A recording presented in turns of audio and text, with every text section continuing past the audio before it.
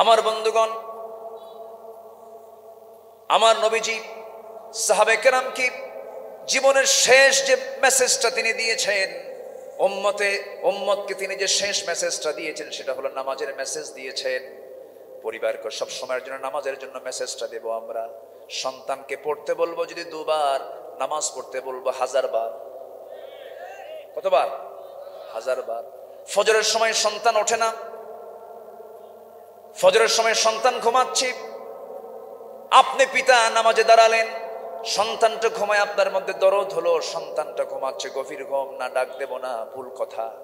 আসসালাতু খায়রুম মিনান নাও, কোনো কথা নাই, কোনো আপিল করা যাবে না। সন্তানকে ডাক দিয়ে উঠায় নিয়া, মসজিদে জামাত পান নাই, আপনি বাড়ির মুরব্বী, আপনার পিছনে মুসল্লি হয়ে বউ নামাজ পড়বে, মেয়েরা নামাজ পড়বে, বাড়িকে সেজদার জায়গা বানাতে হবে। আমার নবীজি কোন কোন হাদিসের বর্ণনা, নবীজি ফরজটাকে মসজিদে প্রাধান্য দিয়ে বাকি নামাজগুলো মসজিদে পড়ার জন্য তাকিদ দিয়েছেন, বাড়িতে নামাজ পড়ার জন্য তাকিদ দিয়েছেন। কারণ বাড়িতে যদি নামাজের পরিবেশ সৃষ্টি হয়, ওই পরিবারটা জান্নাতের টুকরা হয়ে যায়।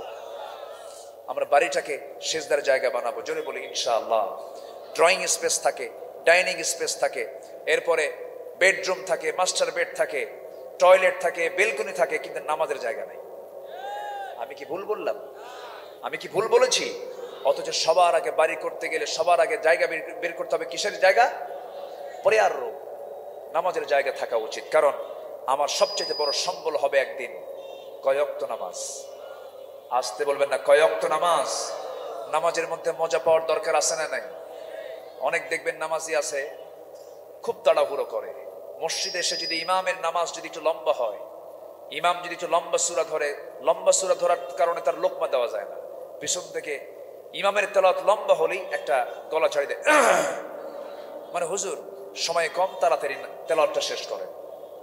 বুঝতে হবে সে নামাজের মধ্যে মজা পাচ্ছে না, তৃপ্তি পাচ্ছে না। যে নামাজে মজা নাই, তৃপ্তি নেই, আউযু বিল্লাহি মিনাশ শাইতানির রাজীম। বিসমিল্লাহির রাহমানির রাহিম।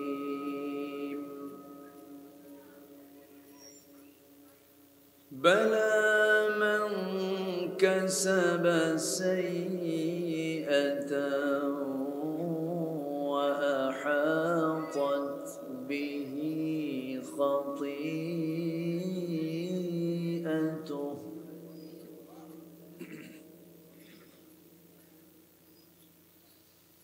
وأحاطت به خطيئته فأولئك أصحاب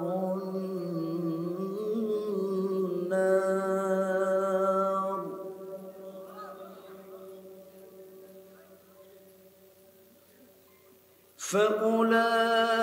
فأولئك أصحاب النار هم فيها خالدون.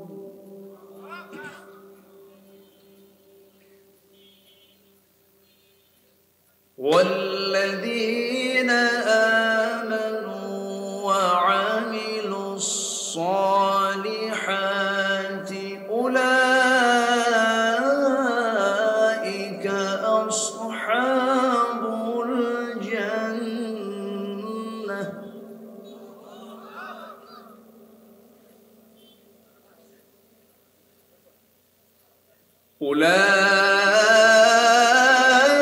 أولئك أصحاب الجنة هم فيها خالدون.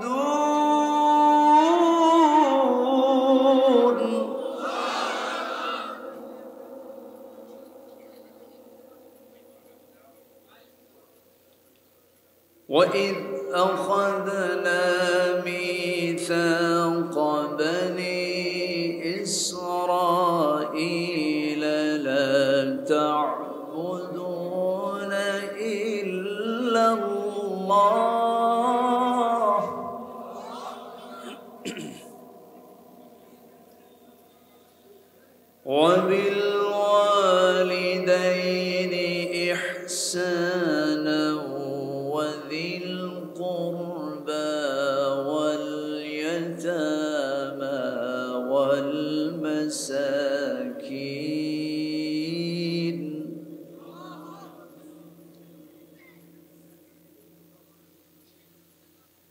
وقولوا للناس حسنا وأقيموا الصلاة وآتوا الزكاة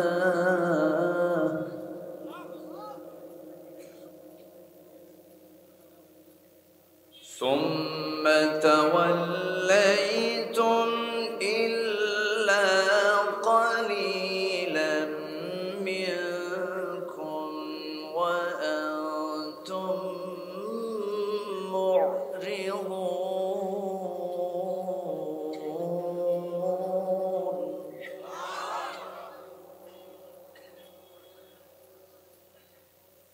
الله أكبر بسم الله الرحمن الرحيم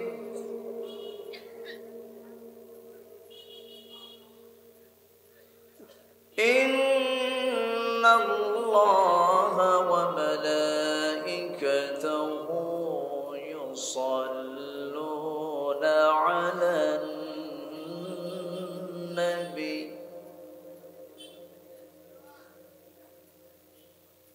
يا أيها الذين آمنوا صلوا عليه وسلموا تسليما اللهم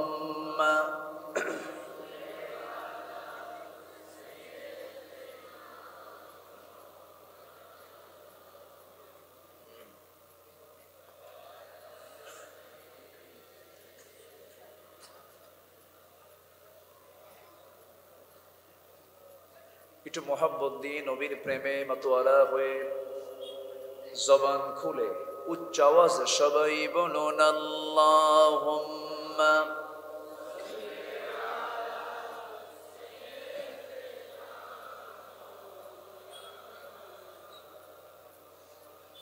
وعلى آله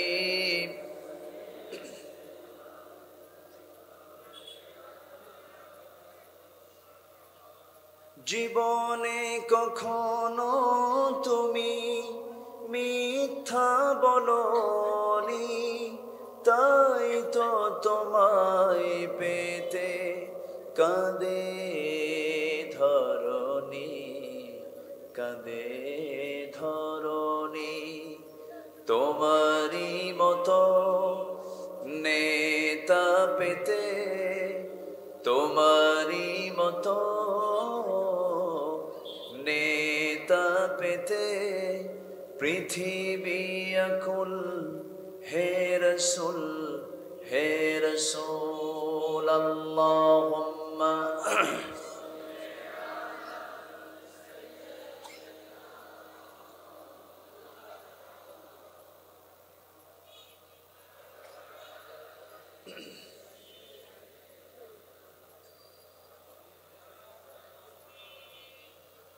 সবাই বলুন বালাগাল উলা বিকামালিহি কাশাফাত তুজা বিজামালিহি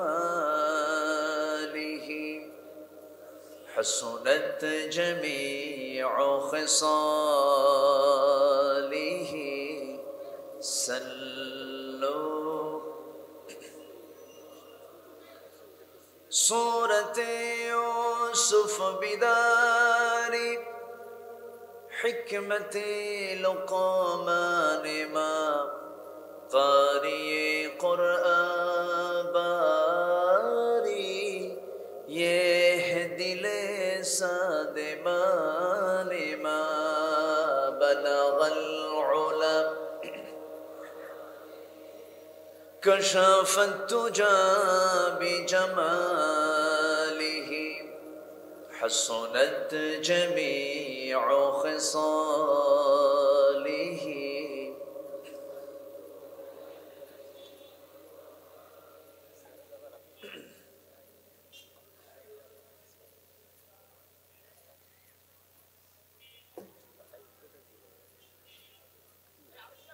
যশোর অঞ্চলের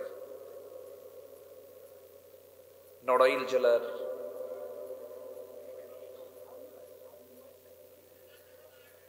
কেন্দ্রীয় তাফসীরুল কোরআন মাহফিল পরিচালনা পর্ষদের উদ্যোগে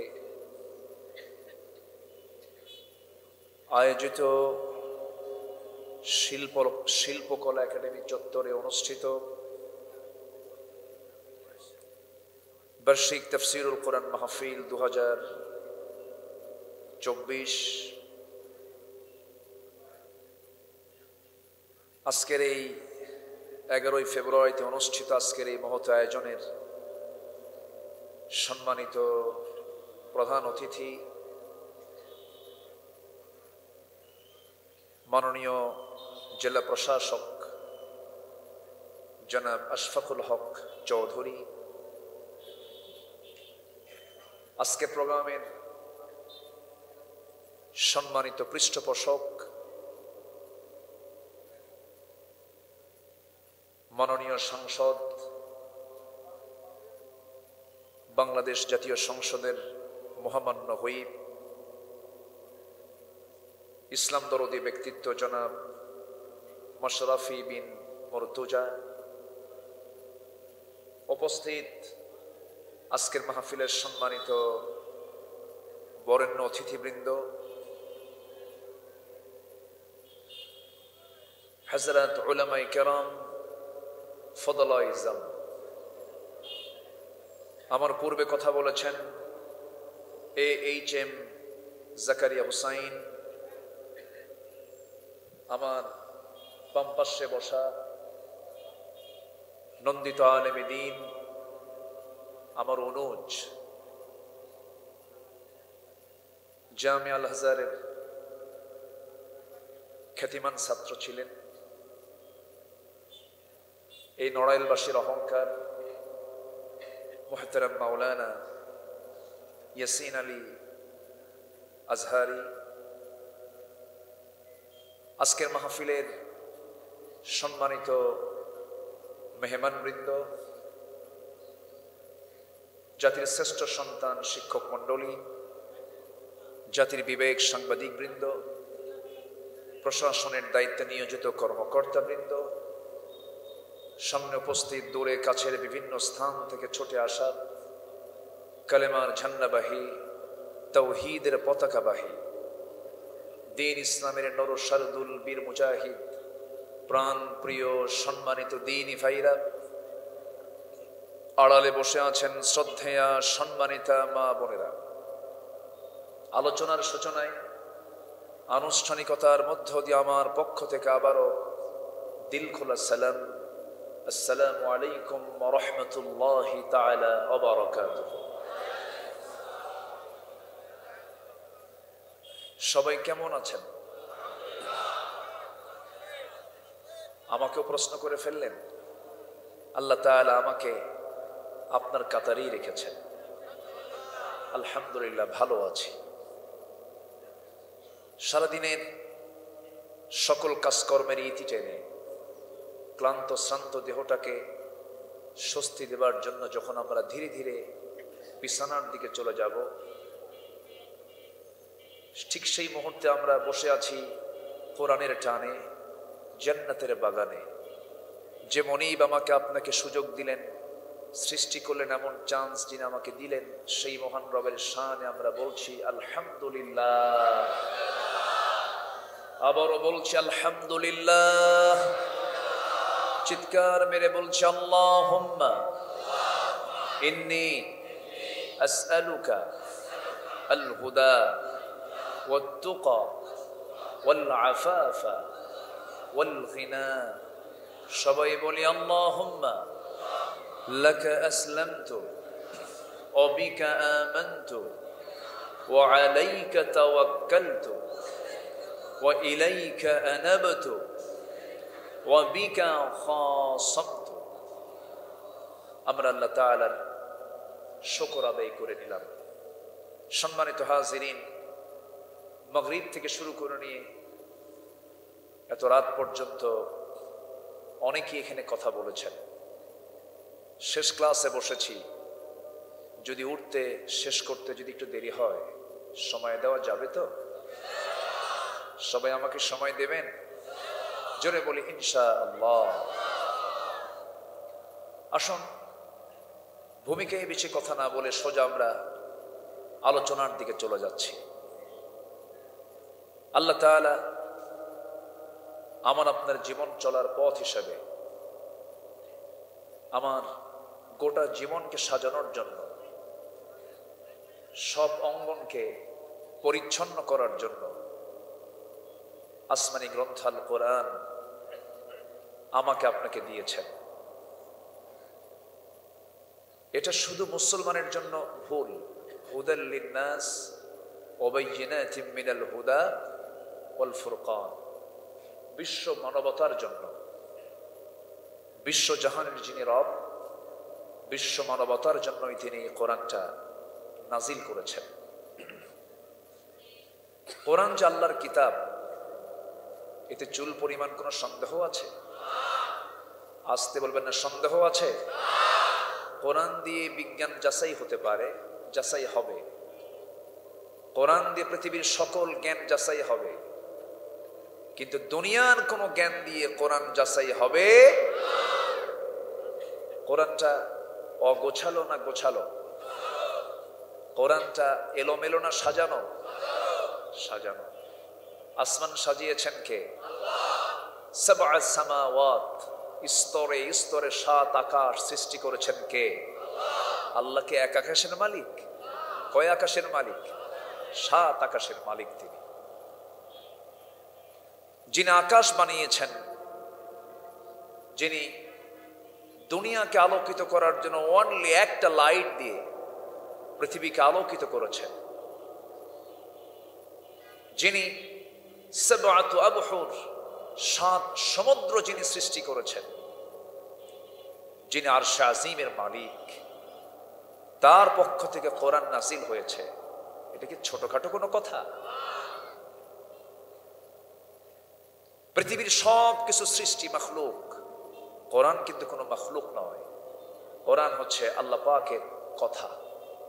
যেরকম সুবহানাল্লাহ। যা দেখছি চোখের সামনে একটাও থাকবে না, সব নির্মূল হয়ে যাবে। ঠিক থাকবেন যিনি, তিনি আমার কে? আসতে বলবেন না, তিনি আমার কে? এবং তার কালাম ঠিক থাকবে না, তার কোরআনটাও ঠিক থেকে যাবে। এটি হচ্ছে মহাবিশ্বের এক চির বিস্ময়, বিপন্ন পৃথিবীর অনির্বার্য ঠিকানা, হতাশাগ্রস্ত মানুষের আলোর দিশা। যে যে লেভেল থেকে কোরআনকে দেখতে চায়, সেই লেভেল থেকেই কোরআনকে সে বুঝতে পারবে। বিচারক বিচার পাবে, লেখক লেখা পাবে, গবেষক গবেষণা পাবে, কবি কবিতা পাবে, সাহিত্যিক সাহিত্য পাবে, সায়েন্টিস্ট সায়েন্স পাবে, ডক্টর চিকিৎসা পাবে। এমন কোন দিক এবং বিভাগ নাই। ফিজিক্স এবং কেমিস্ট্রির উপরে কয়েকশো আয়াত আল্লাহ তাআলা দিয়েছেন। যে যেটাকে নিয়ে গবেষণা করতে চায়, কোরআন তাকে সেই গবেষণায় দিয়ে দিবে। যেরকম সুবহানাল্লাহ। আল্লাহ রাব্বুল আলামিন এই জন্য সুন্দর করে বলছেন, 3টা কাজ যারা করবে তাদের কোনো লস নাই। ইন্নাল্লাযীনা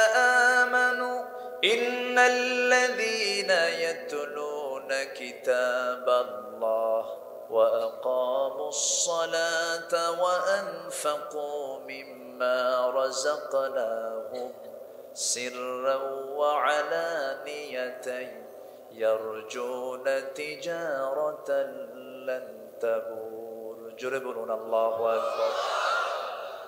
ঈমান, আল্লাহর কালাম যারা তেলাওয়াত করবে,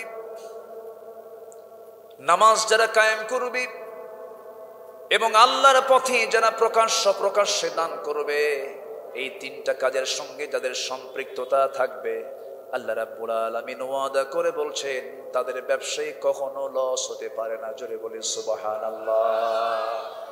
কয়টা কাজ? 3টা কাজ। আল্লাহর কালামকে যারা তেলাওয়াত করবে, কিরাআত এক বিষয়, তিলাওয়াত আরেক বিষয়, দিরাসাত আরেক বিষয়, তাদাব্বুর আরেক বিষয়। কিরাআত, তিলাওয়াত, দিরাসাত, তাদাব্বুর, এই চারটার সমন্বয় যদি থাকে, ইমাম ইবনুল কাইয়িম রাহিমাহুল্লাহ তিনি বলেছেন, তাহলেই সে কোরআনের পরিপূর্ণ হক সে আদায় করতে পারল। আমার দেশে এই তো রমজান আসতেছে, খতমের হিরিক শুরু হবে। কোরআন কি হবে? খতম। কিছু বুড়া চাচা আছে মসজিদে এসে খুব গল্প করে। নাম্বার 2 হলেন পরে তারা হচ্ছে তোমার বন্ধু। সব ইমানদার না, ইমানদারদের গুণও তুলে ধরেছেন কে? আমার দেশে তো বহু ইমানদার আছে, না আমি ইমান আলী কিন্তু নামাজি পড়ে না, আছে না? নাম কি? ইমান আলী, ফজর নাই। নাম হলো রমজান আলী, রমজান মাসে দুপুরবেলা খায়। নাম কি রাখছে? কথা বলা উচিত। প্রায় আমার ফোনে একটা বিষয়ে প্রায় ফোন আসে। কয়েকদিন আগে প্রবাস থেকে একজন আমাকে ফোন দিয়ে বলে, হুজুর আমি তো কাম সারছি। কি কাম সারছেন? হুজুর সেঞ্চুরি দিচ্ছি। সেঞ্চুরি কি হুজুর? আমি তালাক দিয়ে দিচ্ছি, 100 তালাক। তো বললাম তালাক তো 100 হয় না, তালাক তো 3টা তুহুরে 3 তালাক দিতে হয়, এটা ইসলাম বলে দিয়েছে। তালাক নামে একটা সূরা আছে না নাই বলেন তো? তালাকটা তো গুরুত্বপূর্ণ বিষয়, নিকৃষ্ট হালাল, কিন্তু এটা নিকৃষ্ট হালাল, আল্লাহর কাছে অপছন্দনীয়। এটা ভিক্ষাবৃত্তি এবং তালাক, এটা আল্লাহর কাছে সবচেয়ে নিকৃষ্ট দুটা কাজ। আল্লাহ পছন্দ করেন না, কিন্তু হালাল। তো তালাক নামে একটা সূরা আল্লাহ তাআলা দিয়েছেন। আল্লাহ বলছেন 3 তুহুরে 3 তালাক দাও। আর ও মারছে কয়টা? 100। সেঞ্চুরি করছে। হুজুর তালাক তো দিয়ে দিলাম। হুজুর রাগ এমন অটো উঠছিল, হুজুর রাগের মাথায় তালাক তো 100 দিছেই, শাশুড়ির সহ কইছি তালাক। তো বললাম বউ তো তালাক হয়, শাশুড়ি তো আর তালাক হয় না। হুজুর রাগটা বেশি এই জন্য, কারণ ওই শাশুড়ি আমার বড় সমস্যা, এই জন্য ওটার আগে মারছি তালাক। আচ্ছা, তারপরে হুজুর তালাক টালাক তো দিলাম, কিন্তু মনটা খুব খারাপ, আমার বাচ্চা কাচ্চা আছে, আমি কাঁদতেছি। হুজুর রাগের মাথায় তালাক দিলে কি তালাক হয়? দেখেন আবার প্রশ্নের সাইজ দেখেন, রাগের মাথায় তালাক দিলে কি তালাক হয়? তো বললাম আচ্ছা, কেউ কি তালাক তার বউকে খুশি হয়ে দেয় যে আইসো রাগ করো না সোনা, তালাক, এরকম করে মোহাব্বত করে কেউ কি তালাক দেয়? তালাকের সম্পর্ক কি মোহাব্বতের সাথে না ঘৃণার সাথে? ঘৃণার সাথে না রাগের সাথে? রাগের সাথে, ঘৃণার সাথে, অসহনীয়, তখন তো তালাক আসে। এটা মোহাব্বতের বিষয় না। তাহলে একটা কথা ছাড়তে গেলে চিন্তা আগে না কথা আগে? চিন্তা আগে না কথা আগে? আমার নবীজি বলছেন সবচেয়ে বড় গুনাহ হলো কাউল জুর, যারা বেহুদা কথা, বাজে কথা যারা মুখ থেকে বের করে। যদি বলি কথার দিক থেকে সবচাইতে বেশি মিথ্যা কথা আমার দেশে কারা বলে? আকলমন্দ, ইশারা বা সাদ, সচেতন ব্যক্তির জন্য ইঙ্গিতই যথেষ্ট। বুঝে নেন কারা বেশি মিথ্যা কথা বলে। যারা বটতলায় উঠে দাঁড়ায়া ঘন্টার পরে ঘন্টা আছে না, এরকম আছে না? জীবনে বহু চাপা শুনছি আমরা, সব চাপাবাজি, একটাও সত্য কথা নয়, ঠিক কিনা? একটাও সত্য কথা নয়। যে নেতৃত্ব দিতে গিয়ে মিথ্যার আশ্রয় নিতে হয়, সেই নেতৃত্বের মুখে আমরা জুতা মারি, থুতু মারি। সেই নেতৃত্বকে আমরা বরণ করে নেব যে নেতৃত্ব দিয়েছেন মুহাম্মদ সাল্লাল্লাহু। রাসূলকে দেশ চালাননি, তিনি কি বিচার করেননি? তিনি কি সমাজ চালান নাই? আমার নবীর জীবনে কি একটা মিথ্যা কথা বের হয়েছিল মুখ থেকে? মুখ থেকে বের হয়েছিল? বের হয়েছিল। সম্মানিত ভাইয়েরা, এই সমস্ত কবিরা গুনাহগুলো আমরা ছেড়ে দেব, জোরে বলি ইনশাআল্লাহ। খারাপ কোন বন্ধু যুবকরা নির্বাচন করবা না। যে বন্ধু তোমাকে ইয়াবা তুলে দেবে, নেগেটিভ করে দিবা।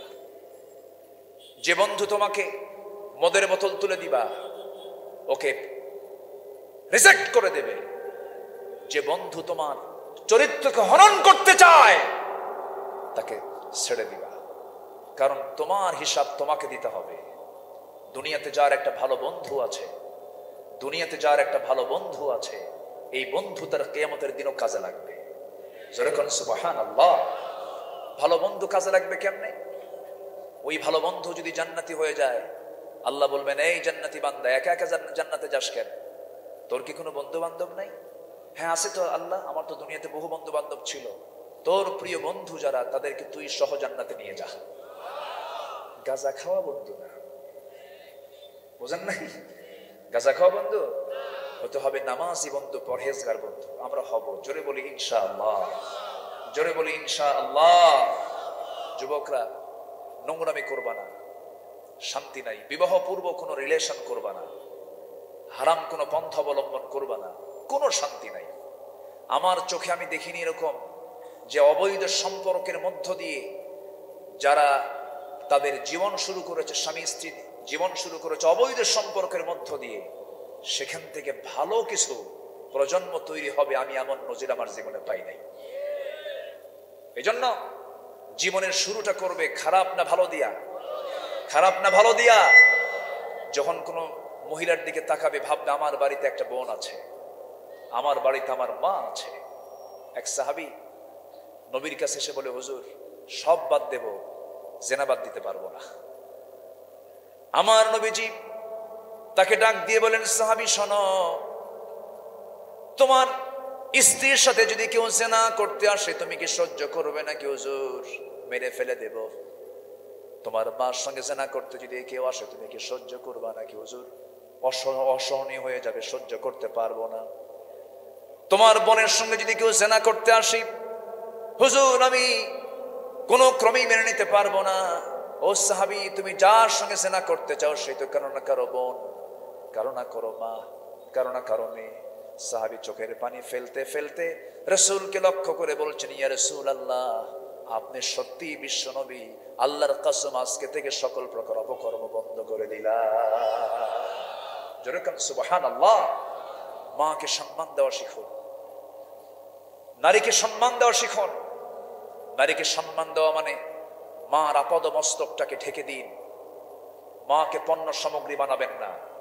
এমন কিছু অসভ্য বাপ আছে, নিজের মেয়েকে মঞ্চে তুলে দিয়া অর্ধলগ্ন করে নাচায় আর বাপ হাতের তালি মারে। এরকম অসভ্য বাপ আছে না নাই? থাপড়ায় 32 দাঁত ভাঙ্গার দরকার এই সমস্ত বেয়াদব বাপদের, ঠিক কিনা? এগুলো করা যাবে না। সুন্দর চরিত্র গঠন করতে হবে। যুবক, তুমি একজন একা বাংলাদেশ, তোমাকে সাজাতে হবে দেশকে। তোমার সবচাইতে বড় অস্ত্র হলো তোমার আদর্শ, তোমার চরিত্র।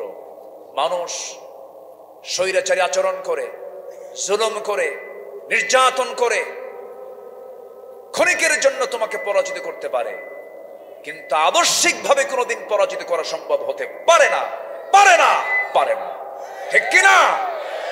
আদর্শিক পরাজয় কখনো হয় না। কোনো আদর্শকে পরাজিত করতে হলে আদর্শ দিয়ে মোকাবেলা করতে হয়। ইসলামকে যারা আদর্শ হিসেবে গ্রহণ করে নিয়েছে, তাদেরকে কেউ পরাজিত করতে পারবে? আসতে বলবেন না, পারবে? পারবে। আমি কি আলোচনা চালিয়ে যাব? জোরে বলি ইনশাআল্লাহ, আরো জোরে বলি ইনশাআল্লাহ। এখানে নড়াইলের যেহেতু হার্ড পয়েন্ট, এখানে আমার শ্রোতা, সব ধরনের শ্রোতা এখানে বসে আছেন। আল্লাহর কসম করে বলি, আমি কাউকে কটূক্তি করে, কাউকে অশালীন ভাষায় অথবা কাউকে উত্তেজনা ছড়িয়ে দেবার জন্য আমি কোনো কথা বলছি না। আমি যা বলছি কোরআনকে সামনে রেখে বলছি, কিন্তু কোরআন কিন্তু সত্যের পক্ষেই কথা বলে, ঠিক কিনা বলেন? এই মাইকলা এরকম করে কেন? একটু ঠিক রাখার চেষ্টা করেন। সম্মানিত ভাইয়েরা, সম্মানিত বন্ধুগণ, আমার দিকে তাকান। যখন কোনো বান্দা পাপ করে, পাপ করার সঙ্গে সঙ্গে তার মধ্যে 9টা ক্ষতিকর দিক চলে আসে, নিন্দনীয় দিক চলে আসে। এর মধ্যে 1 নম্বর হলো সে নির্লজ্জ হয়ে যায়। কি হয়ে যায় বলেন তো? নির্লজ্জ হয়ে যায়। আরো আছে কয়টা পয়েন্ট? 8টা পয়েন্ট। শুনতে রাজি আছেন না? এখন তো ঠিক হলো, কিন্তু আমার তো কান ঠিক নাই। একটু আওয়াজ বাড়ান। সেটিং একটু প্রবলেম হচ্ছে মনে হয়। না মাইক ভালো, মাইক সমস্যা নাই, কিন্তু মাইক মানে তো মুখে দাড়ি নাই। হ্যাঁ, নামাজ কালাম হয়তো নাকি? এসে নামাজ পড়ছেন? পড়ে নাই। সবচেয়ে বেশি ওয়াজ শুনে কারা বলেন? নামাজ পড়ে।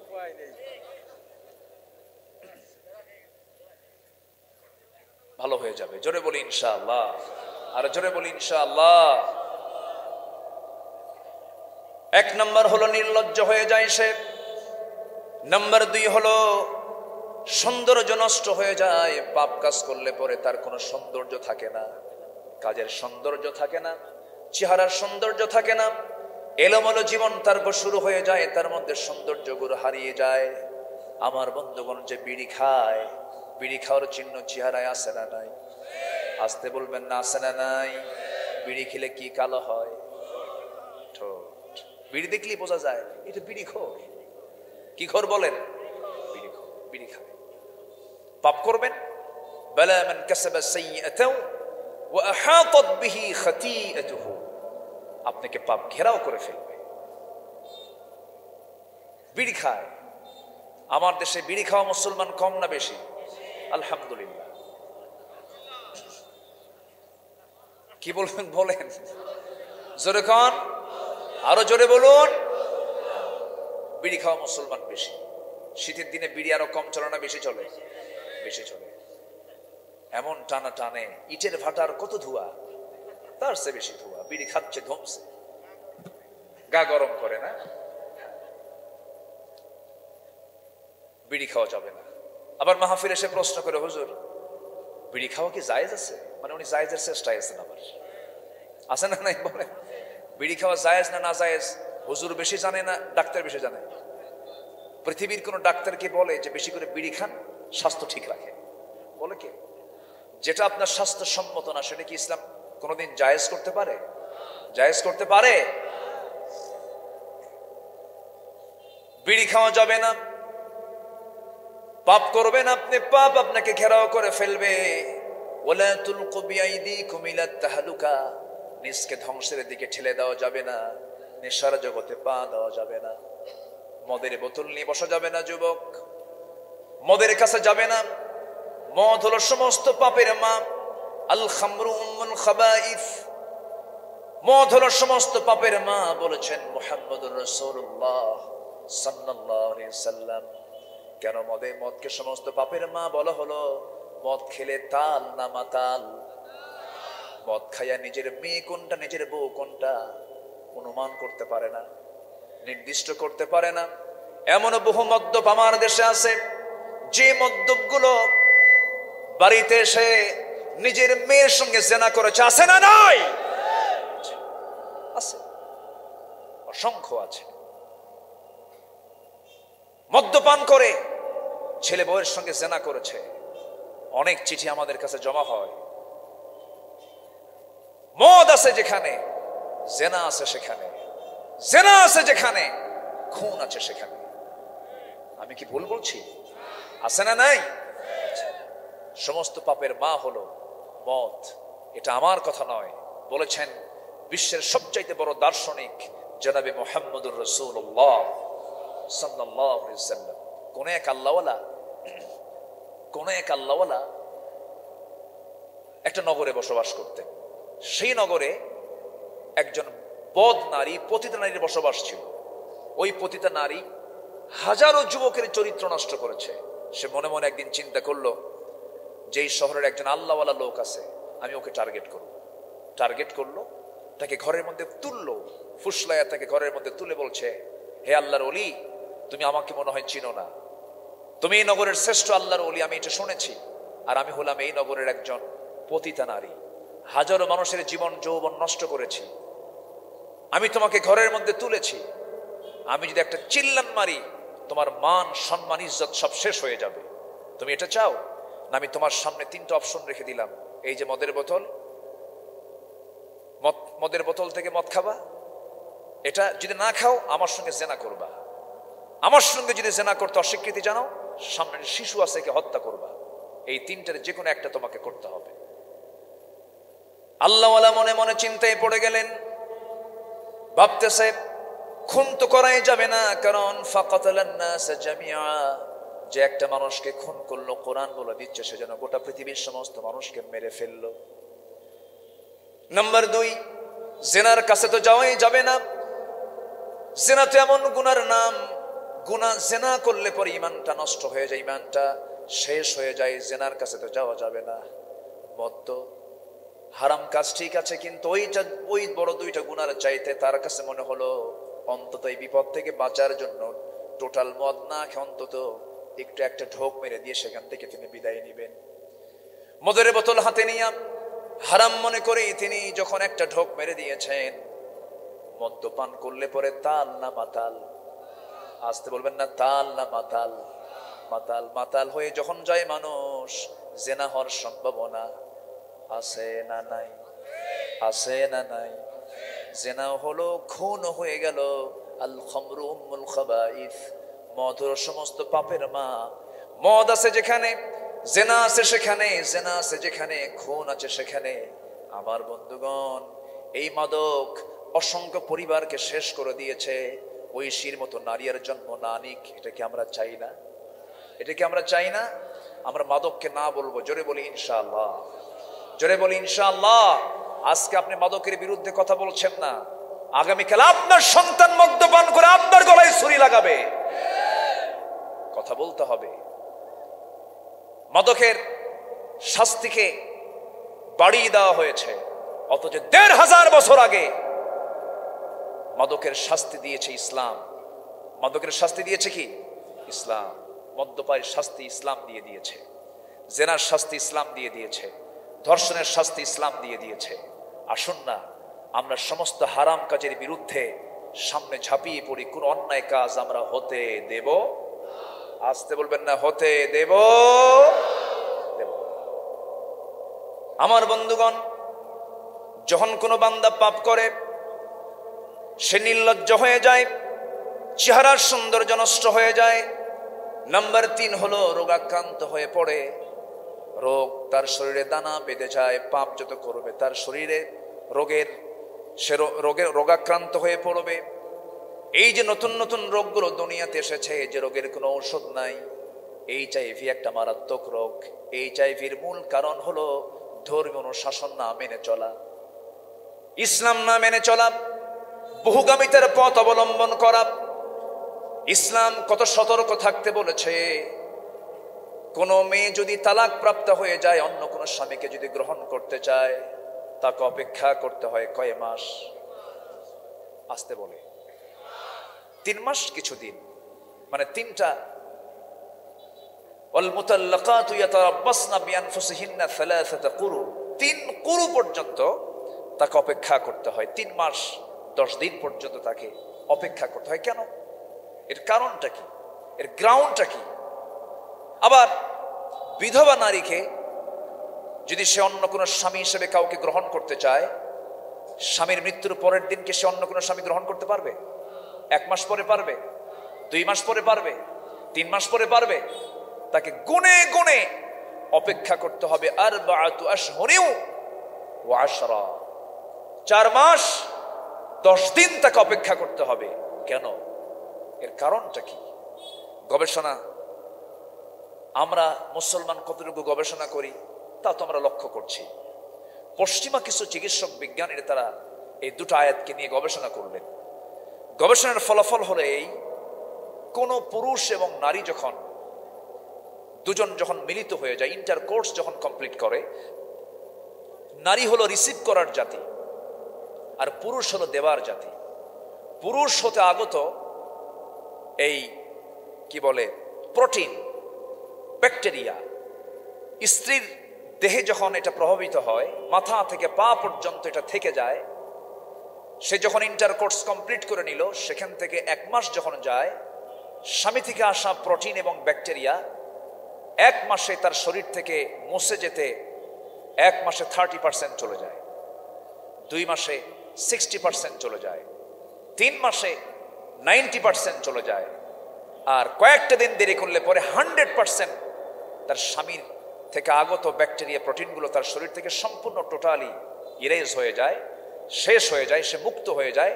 তখন সে অন্য কোনো পুরুষকে সে গ্রহণ করতে পারবে, এতে তার শারীরিক কোনো ক্ষতি হওয়ার সম্ভাবনা নাই। আর যদি 3 মাসের আগেই, 1 মাসের মাথায় অথবা 2 মাসের মাথায় ওই স্ত্রী যদি তালাকপ্রাপ্ত নারী যদি অন্য কোনো স্বামীকে গ্রহণ করতে যায়, তখন আগের স্বামী থেকে আগত ব্যাকটেরিয়া এবং প্রোটিনকে সাথে নিয়ে আরেকটা প্রোটিন আরেকটা পুরুষের প্রোটিন এবং ব্যাকটেরিয়া যখন দুটো একসঙ্গে জমা হয়ে যাবে, নতুন নতুন রোগের সৃষ্টি হয়ে যাবে, সমাজ ধ্বংসের দিকে চলে যাবে, মহামারী আকার ধারণ করবে, নতুন নতুন রোগ চলে আসবে। পশ্চিমা চিকিৎসা বিজ্ঞানীরা গবেষণা করে দেখলেন এ তো আজীব সুন্দর বিধান, কি সুন্দর সিস্টেম, কিন্তু তালাকপ্রাপ্ত নারীর জন্য 4 মাস 10 দিন কেন? তারা গবেষণা করে দেখলেন কি বলে বিধবা নারীর জন্য 4 মাস 10 দিন কেন, তালাকপ্রাপ্ত নারীর জন্য 3 মাস কেন করা হয়েছে, 1 মাস কম বেশি কেন? তালাক যখন হয় ঘৃণার সাথে হয়, কিন্তু বিধবা নারী যখন তার স্বামীকে হারায় এতে স্বামীর প্রতি তার আবেগ, মোহাব্বত, ভালোবাসা কমে না আরো বাড়ে? কমে না আরো বাড়ে? বাড়ে। এই আবেগটা বেশি হওয়ার কারণে, মোহাব্বতটা বেশি হওয়ার কারণে স্বামী থেকে আগত ইন্টারকোর্সের মধ্য দিয়ে যে প্রোটিন এবং ব্যাকটেরিয়া গুলো তার শরীরে থেকে যায়, এটা তার শরীর থেকে মুছে যেতে তালাক প্রাপ্ত নারীর চাইতে আরো বিধবা নারীর জন্য আরো 1 মাস 10 দিন বেশি লেগে যায়। কি সুন্দর বিধান! ওই পশ্চিমা চিকিৎসা বিজ্ঞানী গবেষণা করতে করতে শেষ পর্যন্ত বলে ফেললেন যে এই জগতে যত ধর্মের মানুষ আছে, একমাত্র মুসলিম ধর্মের যে সমস্ত নারীরা এই সমস্ত বিধানকে মেনে চলে তারাই পৃথিবীর সবচাইতে সুস্থ নারী, সবল নারী। জোরে কোন সুবহানাল্লাহ। সম্মানিত ভাইয়েরা, তাহলে পাপ করলে রোগের সম্ভাবনা আছে না নাই? আসতে বলবেন না, আছে না নাই? পাপ করব রোগী হয়ে যাব, পাপ করব রোগী হয়ে যাব। নাম্বার 4 হলো যখন আপনি পাপ করবেন রিজিকটা বরকত শূন্য হয়ে যাবে, রিজিকের মধ্যে কোনো বরকত হবে না, সন্তানগুলো কথা শুনবে না, হারাম কামাই করে আনছেন, ঘুষের টাকা নিয়ে আসছেন, সন্তান পিস্তল কিনবে, আপনার মাথায় সন্তান পিস্তল ঠেকাবে, এমন সন্তান তো বাংলাদেশে নাই। আছে না নাই? আচ্ছা, পিস্তল বাবার মাথায় ঠেকায় বলে দে, কি আছে দিয়ে দে, ইয়াবা খাবো, নেশা করব, আছে না নাই? তাহলে আপনি 1000 কোটি টাকার মালিক হলেন, কিন্তু রিজিকে কোনো বরকত আছে? আসতে বলেন, রিজিকে কোনো বরকত আছে? বরকত নাই। রিজিকটাকে বরকতময় করার জন্য পাপকে ছেড়ে দিতে হবে, রিজিকটা কি বাড়িয়ে দেবার জন্য সমস্ত পাপকে নিজের জীবন থেকে মাইনাস করতে হবে। আমার বন্ধুগণ, আরেকটা প্রশ্ন করব আমি, গ্রামের লোকগুলো বেশি খায় না শহরের লোকগুলো বেশি খায়? হ্যাঁ বলেন, গ্রামের লোকরা বেশি খায়, কিন্তু ধনী মানুষ বেশি গ্রামে না শহরে? বলেন, শহরে ধনী মানুষের বসবাস বেশি কিন্তু খায় কম, আর গ্রামের লোক সম্পদ কম কিন্তু খায়। লোক যখন খেতে বসে তখন দেখবেন সিম্পল একটা প্লেট নিয়ে বসে, যে প্লেটের তলাও নাই, ফ্ল্যাট পাতলা, খেতে নিয়ে আগে চাট নিয়ে আসে, পিএসকে বলে আগে চাট নিয়ে আয়, ডাক্তার কি খাইতে গেছে দেখ, খাইতে নিয়ে একটা রুটি খায় আর চাট দেখে, 4-5টা রুটির সামনে, খবরদার ডাক্তার বলে দিছে একটারে বেশি 2টা খাবেন না, রুটি খায় একটা আর ছায়া থাকে 4 রুটির দিকে, ফকিরের মতো। কথা বুঝলেন আপনি? আচ্ছা, মিষ্টি তো খাওয়াই যাবে না, আঙ্গুর সামনে টসটস আঙ্গুর রাখা হাফ কেজি, সেখান থেকে অনলি একটা আঙ্গুর খেতে পারবে, 2টা খাইলেই ইনসুলিন, 2টা খেলে কি ইনসুলিন নিতে হবে, খেতে পারবে না। তাহলে 1000 কোটি টাকার মালিক 10 রুটির 1 রুটি, হাফ কেজি আঙ্গুরের একটা আঙ্গুর, মিষ্টি তো হাতেই নেওয়া যাবে না। আর গ্রামের মানুষগুলো যখন খেতে বসে তখন কি কোনো চাটপাট আছে? কিছু লাগে? কিচ্ছু লাগে না। যখন বসে ওই প্লেট টেলেট দিয়ে পোষায় না, বসে কি নিয়ে বসে? গাবলা না কি কয়, ডিশ নিয়ে বসে, বোল নিয়ে বসে, বোল নিয়ে বসলো, 1 কেজি ভাত খাইছে, 1 কেজি চাল খাওয়ার পরে যখন বলা হয় খাইছো কেমন, খাইছি কিন্তু আরো 1 কেজি হলে ভালো হতো। আছে না নাই বলেন তো? আমার বন্ধুগণ, সাউন্ড কিন্তু হেরে গেল। আমার বন্ধুগণ, সেই জন্য বলি রিজিকটাকে বৃদ্ধি করার জন্য আল্লাহ রাব্বুল আলামিন যে হালাল পন্থা অবলম্বন করতে বলেছেন, হালাল জীবন আমরা গ্রহণ করব, হারামকে বর্জন করে ফেলবো। নাম্বার 5 হলো যখন আপনি পাপ কাজ করবেন সবাই আপনাকে ঘৃণা করবে, আপনাকে সহ্য করতে পারবে না। তবে পাপী লোক যদি প্রভাবশালী হয়, ওই লোকগুলোকে মানুষ একটু হয়তো সামনে দেখে সালাম দেয়, মনে মনে কয় সুযোগ পাইলে তোরে কাবাবার সালাদ বানায়া ছাড়বো। ঠিক কিনা বলেন? পাপীকে কেউ দিল থেকে ভালোবাসে না। নাম্বার 6 হলো পাপী বান্দার অন্তরটা কালো হয়ে যায়। পাপী বান্দার মধ্যে ভালো মন্দ বোঝার কোনো জ্ঞান থাকে না।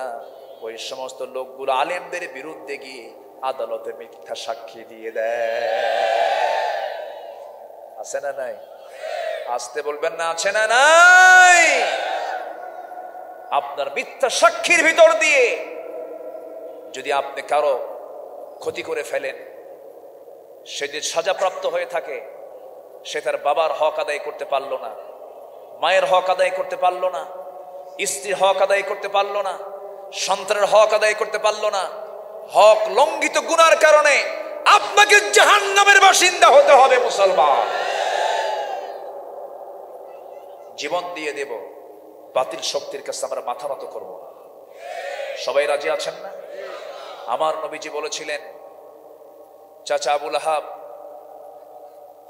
আবু জেহেল, আপনারা আমাকে দিয়ে যা বুঝাতে চান, যা করাতে চান, আমাকে দিয়ে পারবেন না। কেন? আপনারা মদের পক্ষে, আমি মদের বিপক্ষে। আপনারা পাপাচারের পক্ষে, আমি পাপাচারের বিপক্ষে। আমি মদ খাবো না, কাউকে মদ খেতে দেব না। আমি চুরি করব না, কাউকে চুরি করতে। আমি জেনা করব না, কাউকে জেনা করতে দেব না। এখন বলেন, এই বিশ্বের বাজারে মদ ব্যবসায়ী আছে না নাই? আজ থেকে মদ ব্যবসায়ী আছে না নাই? মদ বিক্রেতা আছে না নাই? জুয়ারু আছে না নাই? পতিতা নারী আছে না নাই? বার্ষিক গড়ে গোটা দুনিয়া জুড়ে মদ বিক্রির পরিমাণ হলো $1600 বিলিয়ন। এরপরে জুয়ার কারবার হলো $200 বিলিয়ন। পতিতা বৃত্তির কাজ হয় বছরে বৈশ্বিকভাবে $400 বিলিয়ন। কম্পিউটার গেমস, এই অবৈধ ফ্রি ফায়ার, পাবজি, $54 বিলিয়ন। এই যে অবৈধ মদ, জুয়া, অবৈধ সোনা কারবারি, অস্ত্র বিজনেস, এই সমস্ত অবৈধ কাজে গড়ে প্রায় বছরে $2685 বিলিয়ন বৈশ্বিক ব্যবসা বাণিজ্য করে যারা, তারা কি কখনো চাবে এই সমাজে ইসলাম আসুক? আসতে বলি ইসলাম আসুক, এরা চাবে? যারা চায় না, যারা এগুলোর সঙ্গে জড়িত, তারা সবগুলো আবু জেহেলদের প্রেতাত্মা, আবু জেহেলদের প্রেতাত্মা। ঠিক কিনা? আমরা এগুলো দেখতে চাই না। আমরা চাই পাপ মুক্ত একটি সমাজ। কি মুক্ত বলেন? আসতে বলেন, কি মুক্ত সমাজ দেখতে চাই? পাপ মুক্ত সমাজ দেখতে চাই। তাহলে অন্তরটা ভালো হয়ে যাবে, নচেত অন্তরটা কি হবে? কালো হয়ে যাবে। নাম্বার 7 হলো, যখন আপনি পাপ করবেন, পাপের ফলে আপনার কোনো দোয়া আল্লাহর দরবারে মঞ্জুর হবে না। এত দোয়াগুলো করি, দোয়াগুলো যায় কোথায়? অথচ দরিয়ার পানি শুকিয়ে গেছে। সাইয়েদনা ওমর ফারুক রাদিয়াল্লাহু আনহুর সামনে জনগণ এসে বলতেছে, সাইয়েদনা ওমর, চাষাবাদ বন্ধ হয়ে গেল, জমিন ধুলাই মলিন হয়ে গেল, কোন আবাদ ফসল নাই, খরা পড়ে গেছে, বড় মুসিবতের মধ্যে আমরা আছি, কি করা যায়? সাইয়েদনা ওমর ফারুক রাদিয়াল্লাহু তাআলা আনহুর সঙ্গে সঙ্গে করলেন কি? একটা চিঠি প্রস্তুত করলেন। চিঠি প্রস্তুত করে বললেন, ও আমার ভাইরা, এই চিঠিখানা দরিয়ার ঠিক মাঝখানে ছেড়ে দাও। দরিয়ার ঠিক মাঝখানে যখন ওমর লিখিত যখন চিঠিটা ফেলে দিয়েছে, এমন পানি চতুর্দিক থেকে স্রোত যখন শুরু হয়ে গেছে, উপচে পড়া পানি দিয়া ধুলাই মলিন জমিনটা সবুজে শ্যামলে রূপান্তরিত হয়ে গেছে। জোরে কোন সুবহানাল্লাহ। তৎক্ষণাৎ দোয়া কবুল হয়ে গেছে। কেন? যখন কোনো বান্দার মধ্যে পাপ থাকবে না, দোয়া কবুল করবেন কে? আসতে বলেন, দোয়া কবুল করবেন কে? আল্লাহ তাআলা। আমার ভাইয়েরা, আমার আজকে আলোচনার সাবজেক্ট হলো পাপ মুক্ত জীবন গড়বো কেমনে, হারামটা আমরা ছেড়ে দেব। দোয়া কবুলের অন্যতম শর্ত হলো হারাম কোনো খাদ্য নিজের দেহের মধ্যে তোলা যাবে না। মহান রব্বুল আলামিন সুন্দর করে বলছেন, ইয়া আইয়ুহান নাসু কুলু মিম্মা ফিল আরদি হালালান তাইয়্যিবা। বান্দা, ও মানব মণ্ডলী, তোমরা এই জমিনে যা খাবে হালাল খাবে এবং পবিত্র খাবার খাবে। হারাম খাবারে কিন্তু আরাম পাওয়া যাবে না। হারাম খাবারে আমরা যাব না। জোরে বলি ইনশাআল্লাহ, আরো জোরে বলি ইনশাআল্লাহ, আরো জোরে বলি ইনশাআল্লাহ। আল্লাহ কবুল করুন, আল্লাহ কবুল করুন। বনের সম্পত্তি মেরে খাওয়া কি হালাল না হারাম? একটু জিকির করেন লা ইলাহা। মাইক তো এখানে সাপ্লাই দেয়, মাইক এক সময় এক এক রকম আওয়াজ হয়, তাই না? আরো জোরে লা ইলাহা, আরো জোরে লা ইলাহা, একটু জোরে জোরে লা ইলাহা।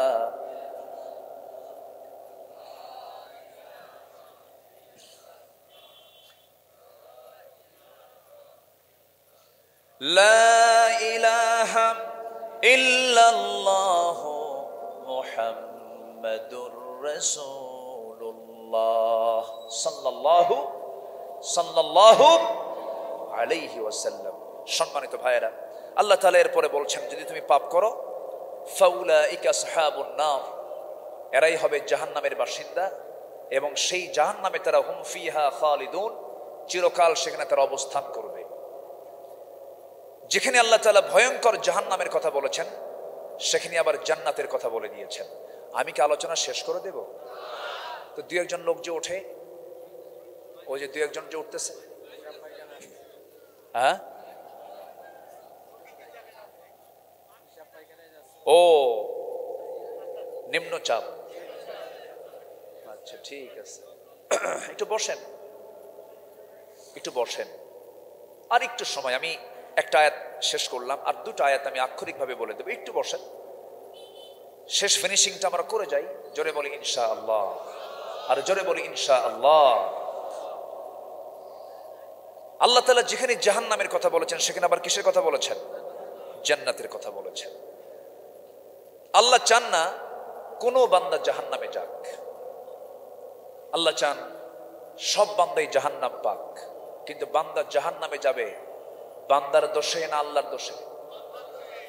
জোরে বলেন, বলেন কার দোষে? নিজের দোষেই বান্দা চলে যাবে জাহান্নামে। আল্লাহকে দোষ দিতে পারবেন না আপনি।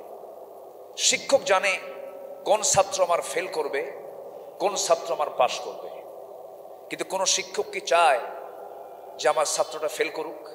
না। কিন্তু শিক্ষক কিন্তু জানে যে এই ছাত্রের অবস্থাটা কি, ফেল করবে না পাস করবে। শিক্ষকের দোষ যেমন নাই, তেমন আল্লাহ জানেন। আল্লাহ তো আলিমুল গায়ব, আল্লাহ তো জানেন কোন বান্দা জান্নাত পাবে আর কোন বান্দা জাহান্নাম পাবে। কিন্তু এখানে দোষ আল্লাহর না বান্দার? আসতে বলবেন না, কার বলেন? আল্লাহ বলছেন ঈমান আনো, আমলে সালেহ করো। আল্লাহ পরামর্শ দিয়েছেন। আল্লাহ রাব্বুল আলামিন কি বলছেন? ওয়াল্লাযীনা আমানু ওয়া আমিলুস সালিহাতি উলাইকা আসহাবুল জান্নাহ হুম ফিহা খালিদুন। ঈমান যারা আনবে, আমলে সালেহ যারা করবে, আমি আল্লাহ রাব্বুল আলামিন তাদেরকে জান্নাতের বাসিন্দা করব। সেই জায়গায় তারা চিরকাল অবস্থান করবে। জান্নাতে যে একবার ঢুকবে, সেখান থেকে আর বের হওয়ার কোনো সুযোগ নাই। এর মানে যে সে বন্দী হলো তাও কিন্তু নয়। আল্লাহ তাআলা এমন জান্নাত দিবেন, জান্নাত জাহান্নামের বর্ণনা যদি দিতে যাই ঘন্টার পরে ঘন্টা লেগে যাবে। শুধু এতটুকুই বলি, জান্নাতটা এমন নিয়ামতের জায়গা। জান্নাত আল্লাহ তাআলা এমন ভাবে আমার আপনার জন্য রেডি করে রেখেছেন। কোন বান্দাকে সর্বশেষ যে জান্নাতটা দেওয়া হবে, যাকে সর্বশেষ জান্নাতটা দেওয়া হবে, সবচেয়ে ছোট জান্নাত যার জন্য বরাদ্দ হবে, 10টা পৃথিবীর মতো একটা জান্নাত। যেরকম সুবহানাল্লাহ। কয়টা পৃথিবী? আসতে বলবেন না, কয়টা পৃথিবী? 10টা পৃথিবীর মতো একটা জান্নাত, একটা মিনিমাম ন্যূনতম যে সবচেয়ে ছোট জান্নাত যে পাবে তার জন্য বরাদ্দ হবে। আমরা কি জান্নাত পেতে চাই না? আসতে বলেন, জান্নাত কি পেতে চাই আমরা? নামাজ না পড়ে? হ্যাঁ, আমার দেশে নামাজি বেশি না বেনামাজি বেশি? তাহলে কেমন হলো বলেন? নামাজকে আমরা 5 ওয়াক্ত পড়তে রাজি আছি? 5 ওয়াক্ত নামাজ পড়তে রাজি আছি? কার একটা হাত তুলে দেখেন তো দেখি। জোরে বলেন ইয়া আল্লাহ ইয়া রহমান। আমাদেরকে 5 ওয়াক্ত সালাত আদায় করার তৌফিক তুমি আল্লাহ দিয়ে দাও। জোরে বলি আমিন, আরো জোরে আমিন, আরো জোরে আমিন। নামাজ পড়লে কে খুশি হয়? আসতে বলবেন না, কে খুশি হয়? বেজার হয় কে? বেজার হয় কে? শয়তান। ফজরের দাম কত জানেন? ফজরের 2 রাকাত সুন্নতের দাম হলো খায়রুদ দুনিয়া ওয়া মা ফিহা। ফজরের 2 রাকাত সুন্নত যদি কেউ আদায় করতে পারে, আল্লাহ তাআলা তাকে এত দাম দিয়েছেন তার জন্য। আল্লাহ বলছেন রাকাতাই সালাতুল ফজর খায়রুম মিনাদ দুনিয়া ওয়া মা ফিহা। রাসূল দিয়ে এটা বর্ণিত, রাসূল এটা নিজে বলেছেন। আল্লাহ তাআলা ওই বান্দাকে এত পুরস্কৃত করবেন যে ফজরের 2 রাকাত সুন্নতের দাম হলো এই দুনিয়া এবং দুনিয়ার মাঝে যা আছে তার চেয়েও দামি। যেরকম সুবহানাল্লাহ। সুন্নতের যদি এত দাম হয়, ফরজের দাম তো আরো কম। আসতে বলে ফরজের দাম আরো কম না বেশি? আমরা নামাজকে ছেড়ে দেব না। জোরে বলি ইনশাআল্লাহ। যেখানে নামাজের পরিবেশ নাই সেখানে যাব না। রাজি আছেন সবাই? যেখানে নামাজের পরিবেশ নাই সেখানে যাব। নামাজ কেন্দ্রিক জীবন যাপন আমরা করব। আমলে সালেহ যত আছে, ইমানদারের জীবনে যত আমল আছে, এর মধ্যে নামাজটা হলো সবচাইতে গুরুত্বপূর্ণ আমল। নামাজকে ছেড়ে দেওয়া যাবে না, নামাজকে বাদ দেওয়া যাবে না। আমার নবীর জীবনে 1 ওয়াক্ত নামাজ কাজা হয়েছে এমন কোন দৃশ্য, এমন কোন নজির আমার নবীর জীবনে নাই, দৃষ্টান্ত নাই। বরঞ্চ আমার নবীজি জীবনের শেষ সময় পর্যন্ত যখন তারা চলে আসছে, রাসূল মারা যাবেন, নবীজির নামাজ তবুও কাজা হয় নাই। 1 ওয়াক্ত নামাজ তিনি কাজা করেন নাই। নামাজ কাজা করা মানে বড় অপরাধ করে ফেলা। যদি আপনি বলেন, কোরআনকে প্রশ্ন করেন, কোরআন তুমি বলো তো জাহান্নামে যাওয়ার 1 নাম্বার কারণটা কি?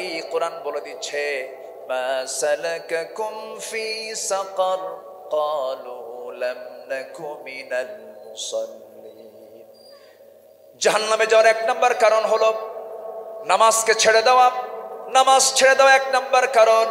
কিন্তু আজকে বহু জায়গায় আপনি যাবেন, সেখানে নামাজের কোনো পরিবেশ পাবেন না। জনসভার ডাক দিল, নেতা কর্মী চলে গেল, ফজর গেল, জোহর গেল, আসর গেল, নেতাও নামাজ পড়লো না, কর্মীও নামাজ পড়লো না। ওই সমস্ত নেতৃত্বের মুখে আমরা জুতা মারি, ঠিক কিনা? নামাজ যারা পড়বে তার সঙ্গে আমার সম্পর্ক আছে না নাই? আসতে বলবেন না, আছে না নাই? আমরা নামাজি হব, নামাজ আমরা রেগুলার করব, তাহলে আল্লাহ তাআলা আমার প্রতি রহমত নাজিল করবেন, এতে কোনো সন্দেহ। পরিবারকে নামাজি বানাবো। জোরে বলি ইনশাআল্লাহ, আরো জোরে বলি ইনশাআল্লাহ। আমার বন্ধুগণ, আমার নবীজি সাহাবায়ে কেরামকে জীবনের শেষ যে মেসেজটা তিনি দিয়েছেন, উম্মতকে তিনি যে শেষ মেসেজটা দিয়েছেন সেটা হলো নামাজের মেসেজ দিয়েছেন। পরিবারকে সব সময়ের জন্য নামাজের জন্য মেসেজটা দেব আমরা। সন্তানকে পড়তে বলবো যদি 2 বার, নামাজ পড়তে বলবো 1000 বার। কতবার? 1000 বার। ফজরের সময় সন্তান ওঠে না, ফজরের সময় সন্তান ঘুমাচ্ছে, আপনি পিতা নামাজে দাঁড়ালেন, সন্তানটা ঘুমায়, আপনার মধ্যে দরদ হলো, সন্তানটা ঘুমাচ্ছে, গভীর ঘুম, না ডাক দেব না, ভুল কথা।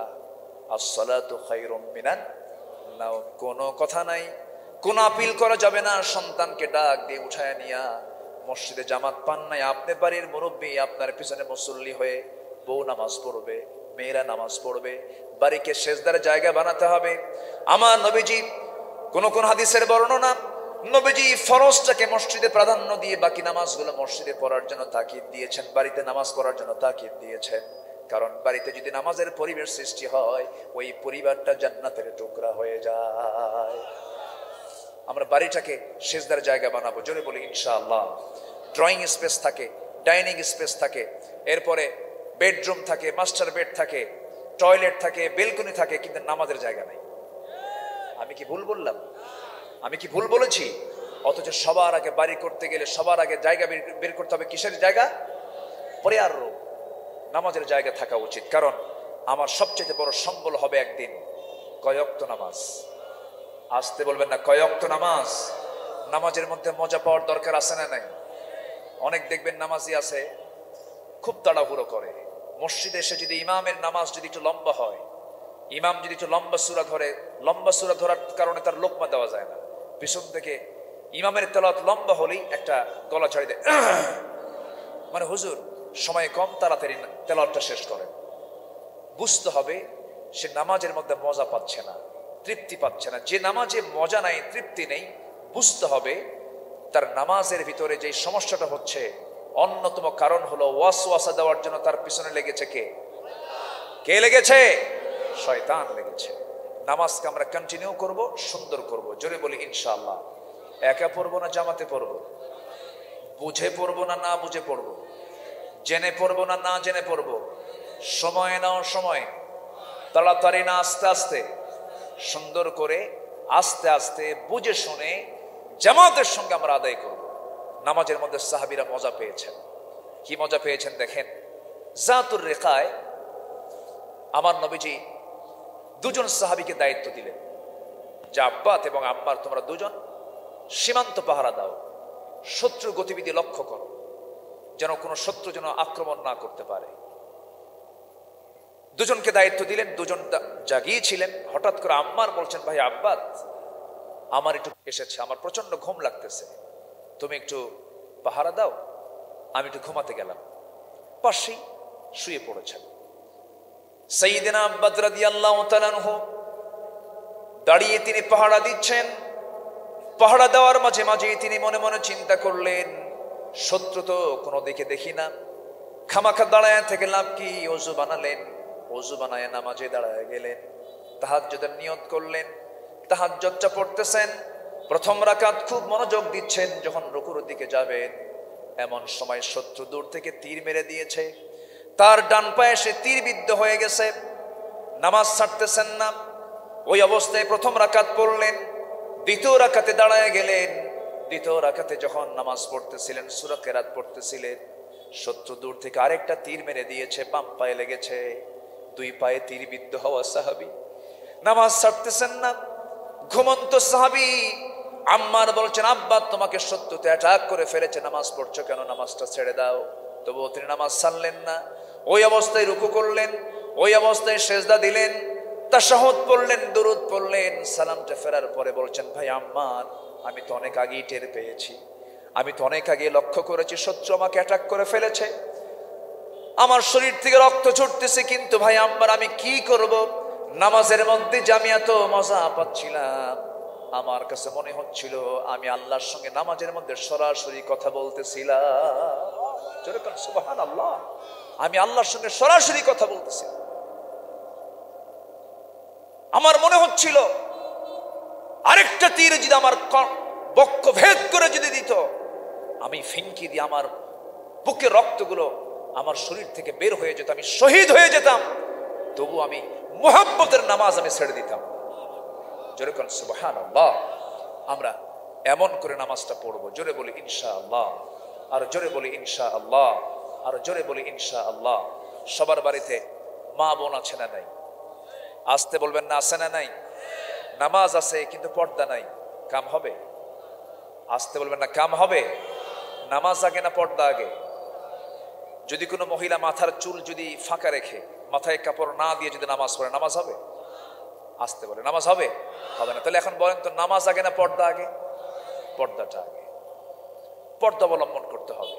আজকের মাহফিল অনেক মা বোন আসছেন, তাদের কাছে আমার একটা অনুরোধ, আপনি নারী, আপনার জন্য জান্নাতটা খুবই সহজ, খুবই ইজি। কিন্তু দুঃখজনক হলো সত্য কথা, জাহান্নামের বাসিন্দা হবে পুরুষ বেশি না নারী বেশি? বলেন, নারী বেশি। কেন? এর অন্যতম যে কারণ সেটা হলো মেয়েদের মধ্যে সবচাইতে অনুপস্থিত যে কাজটা, সেটা হলো নিজের সতীত্বের হেফাজত নেই, নিজের পর্দার দারুণ অভাব। আমি এই নড়াইলবাসীর যে সমস্ত মার আজকে পর্দার আড়ালে আছেন, আমি তাদেরকে লক্ষ্য করে বলতে চাই, পৃথিবীতে যত দামি দামি জিনিস আছে সবগুলো কিন্তু আড়ালে থাকে। যেরকম মুক্তা থাকে কিসের পেটে? ঝিনুকের পেটে। ঝিনুক থাকে কোথায়? হ্যাঁ, সাগরের তলে। এরকম করে আপনি যত দামি জিনিস দেখবেন, সব দামি জিনিসগুলো কিন্তু পর্দার ভিতরে থাকে। দামি দামি ফলমূলগুলো আল্লাহ তাআলা প্যাকেট করে দিয়েছেন। জাতীয় ফল কি? কাঁঠাল। পর্দা আছে না নাই? আছে। এরপর এই তো আমের মৌসুম আসছে, আমের উপরে পর্দা আছে না নাই? আছে। যদি কেউ আম বিক্রেতা যদি আম বিক্রি করতে নিয়ে যদি উপরের প্যাকেটটা খুলে নিয়ে যদি বসে, কেউ কি টাকা দিয়ে কিনবে? আজ থেকে কেউ কি টাকা দিয়ে কিনবে?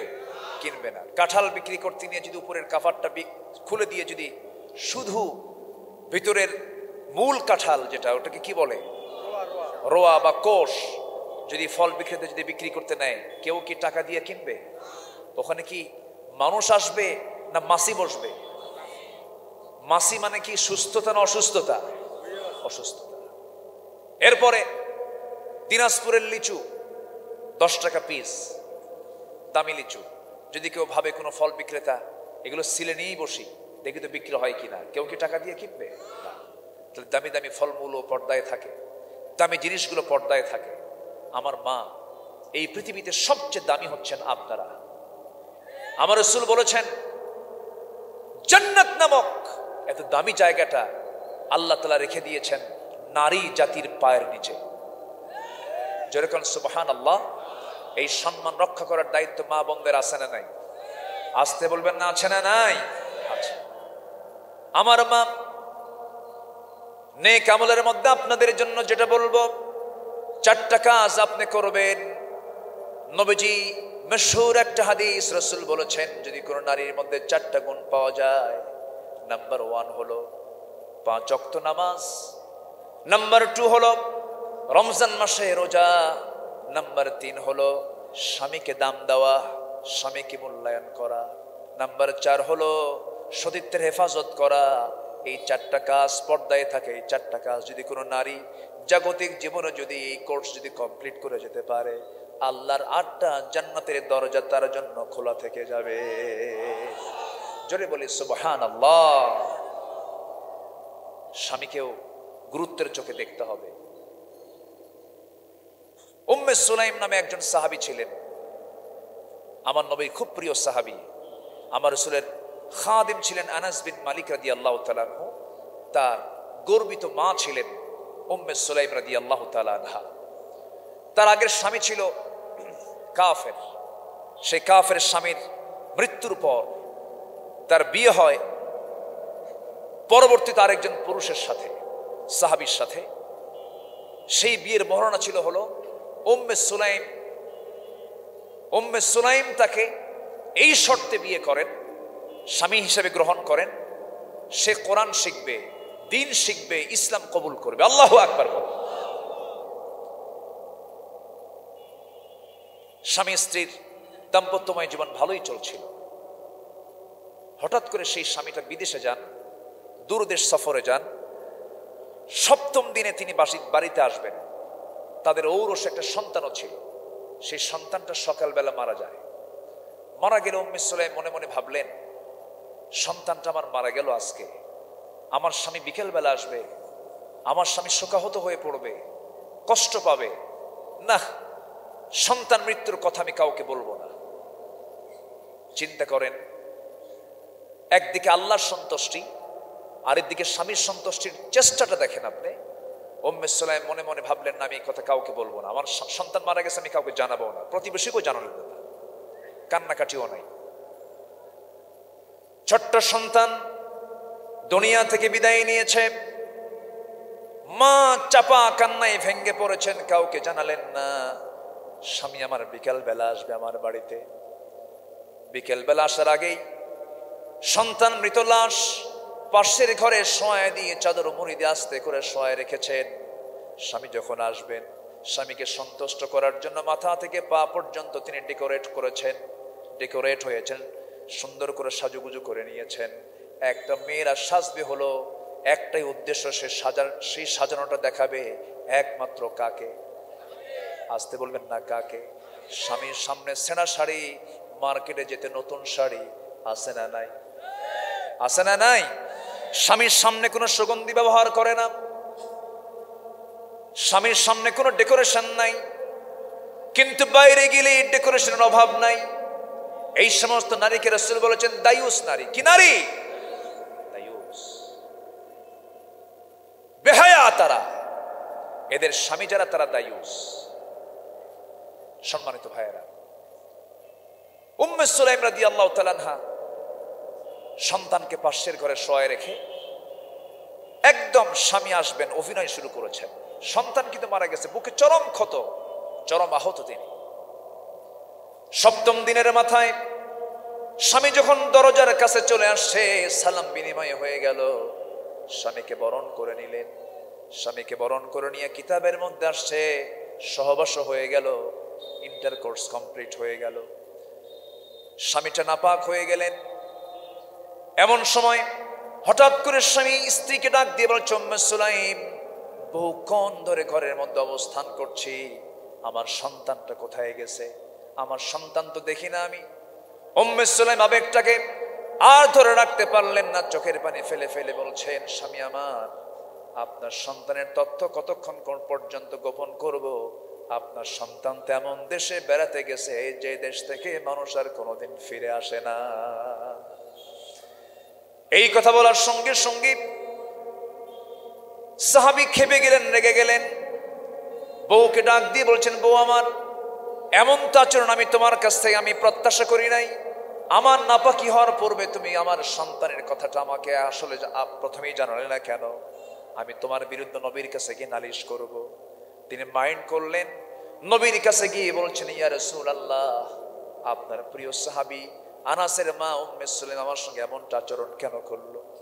আমার সন্তান মারা গেছে, আমাকে কেন আগে বললো না? আমার নবীজি বলছেন, ও আমার সাহাবী, তোমার স্ত্রী তোমার সঙ্গে গতকালকে যে আচরণটা করেছে, উম্মে সুলাইম সারা জীবনে যত আমল করেছে, গতকালকে তার জীবনের শ্রেষ্ঠ আমল আল্লাহর দরবারে কবুল হয়ে গেছে। জোরে বলি সুবহানাল্লাহ। স্বামীর প্রতি শ্রদ্ধা, সম্মান দরকার আছে না নাই? আসতে বলবেন না, আছে না নাই? আবার স্বামীদের বউকে পিটানোর দরকার আছে না নাই? দেখছেন আছে। এই পিঠাবা যে কইছে জোরে আছে, ও কিন্তু বিয়ে করে নাই।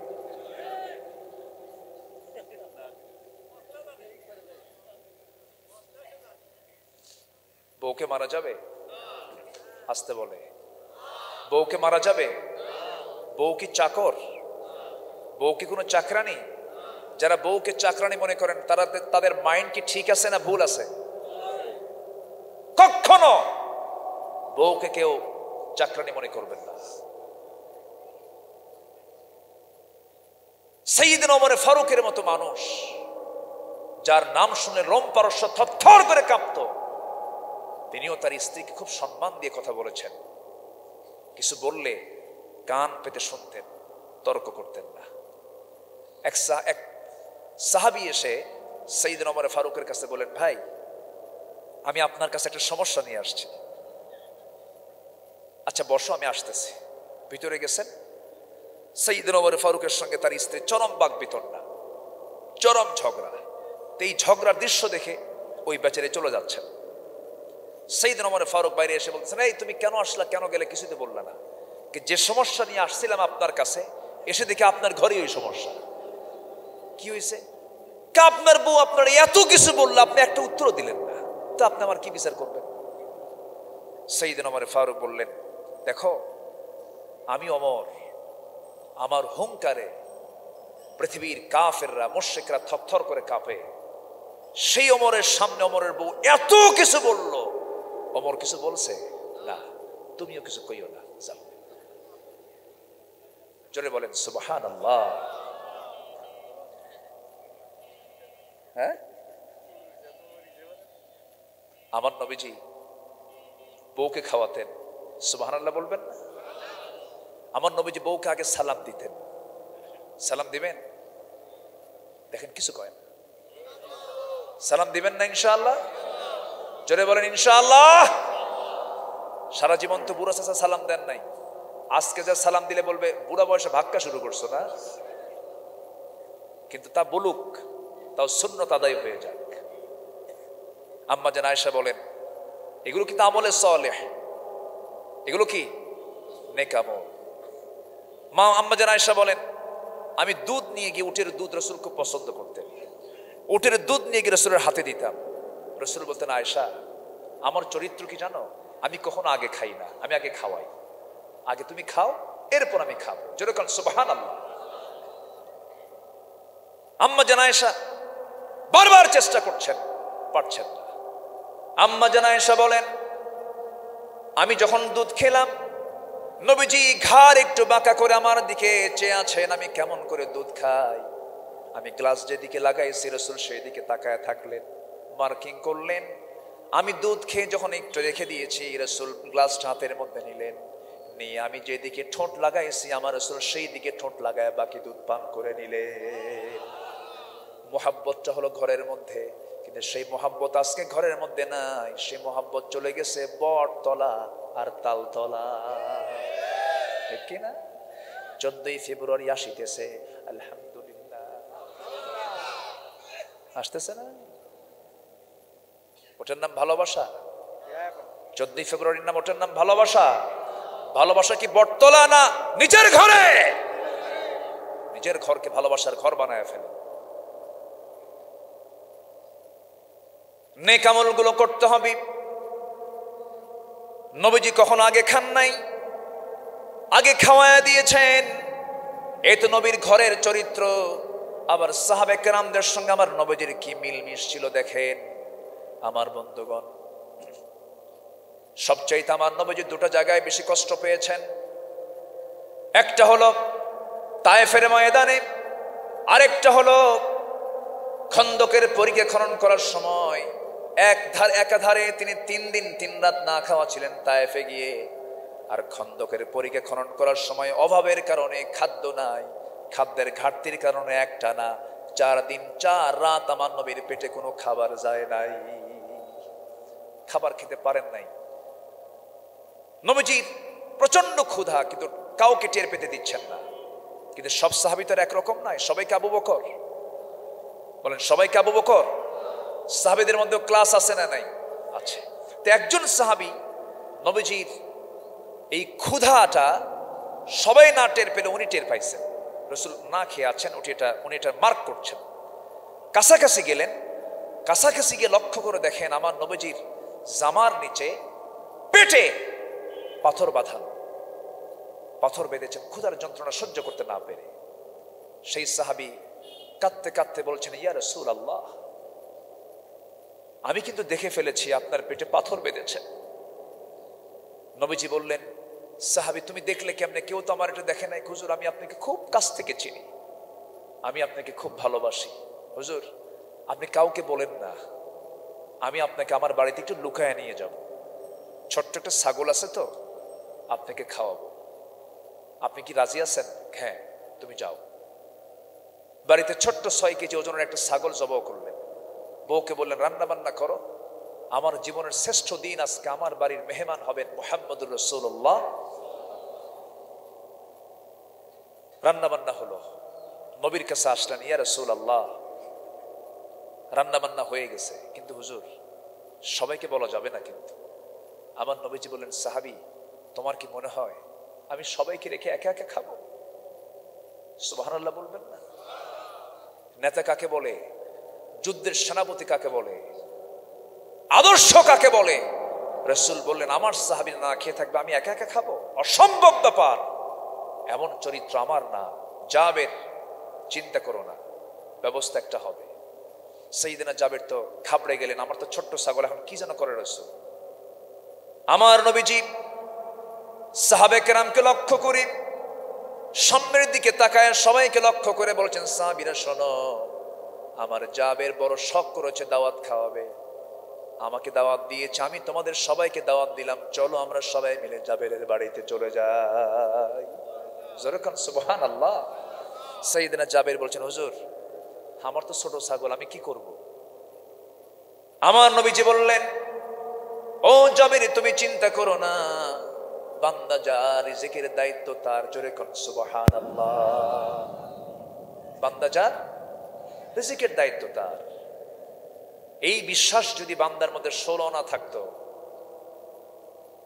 বান্দা রিজিকের কোনো অভাব হতো না। ঠিক কিনা বলেন? মারামারি লাগতো না, এই খাই খাই হতো না। কিন্তু বান্দার বড় এই নির্ভরতার বড় অভাব আল্লাহর উপরে, যে আল্লাহ আমাকে খাওয়াবেন। আমার নবীজি জাবিরকে বললেন, তুমি চলে যাও, আমরা আসতেছি।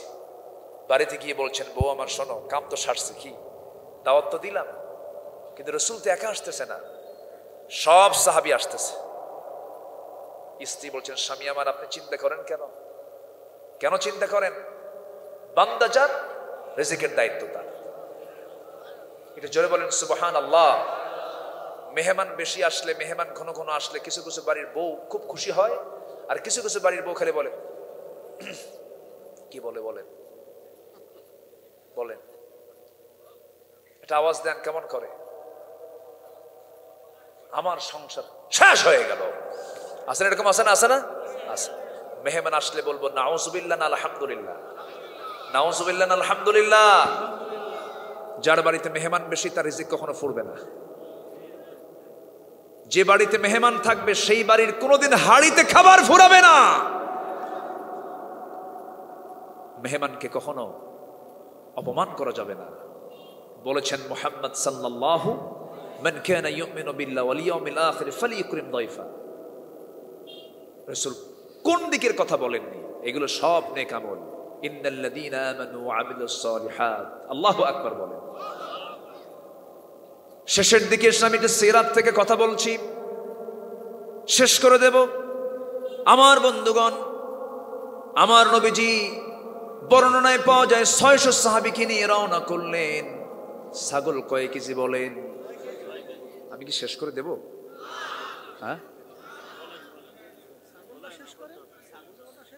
ও আচ্ছা, কি চালাবো চালাবো চালাবো, আলোচনা চলো, হুজুর মরুক,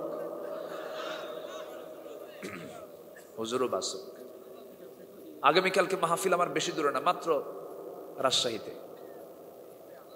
মাত্র রাজশাহী না, কাছে, অনেক দূর যেতে হবে। একটু বসেন।